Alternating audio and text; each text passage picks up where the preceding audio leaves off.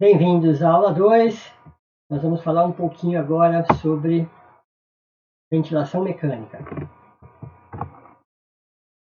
E quando a gente fala em ventilação mecânica, a gente precisa passar a técnica de intubação.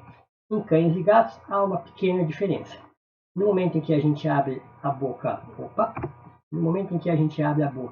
do cão, a gente costuma ver a glote, incluindo todo o acesso da traqueia, né? E com o auxílio do laringoscópio a gente consegue rebater a glote e então visualizar a traqueia e as aritenoides, né? E com isso então a gente consegue fazer a intubação.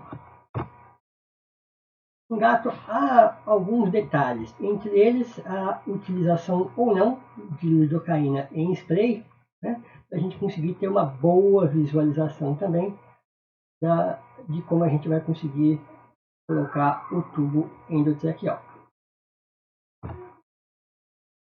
Quando nós falamos de fisiologia da respiração, nós estamos pensando em suprir o organismo com oxigênio, né? Então nós oferecemos oxigênio, removemos o gás carbônico e mantemos o equilíbrio térmico, já que existe umidade e calor na expiração e existe o oxigênio que entra no organismo numa temperatura bem baixa. Bom, quem faz o carreamento do oxigênio é a hemoglobina, então é importante a gente saber a quantas anda a hemoglobina do nosso paciente, né? A gente tem que lembrar que quando ele tem a ventilação, o cão e o gato, assim como nós temos suspiro, a gente tem que contar isso como volume de ar inspirado e expirado. E quando a gente vai falar em ventilação artificial, então nós falamos tanto da mecânica quanto da manual.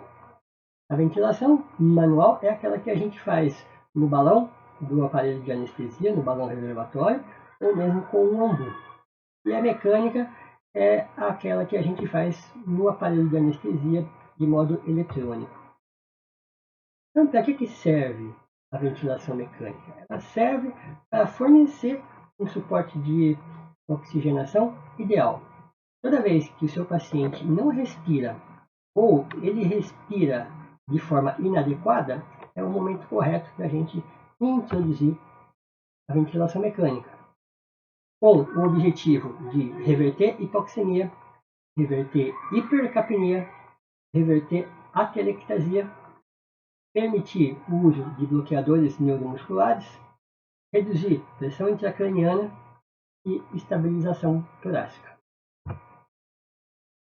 Quais são os modos ventilatórios que existem? Controlado e assistido. No controlado, o aparelho de anestesia ele automaticamente faz o ciclo de inspiração e expiração. Quando você está no modo assistido, o seu paciente está em ventilação espontânea, porém insuficiente. Então, o seu aparelho de anestesia consegue ler a respiração espontânea do paciente e ajudar essa respiração espontânea. Quando nós falamos em modo, nós falamos em respiração mecânica por volume ou por pressão.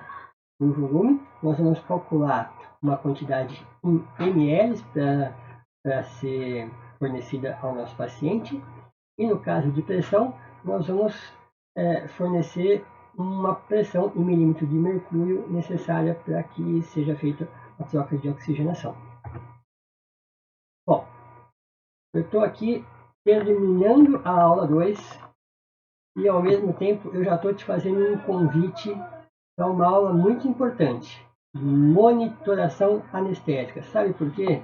Porque o monitor, quando a gente está falando de anestesia injetável e de ventilação mecânica, é o nosso principal amigo. É ele justamente que pode nos fornecer a hora em que a gente vai passar o nosso paciente da ventilação, da respiração espontânea para a ventilação mecânica.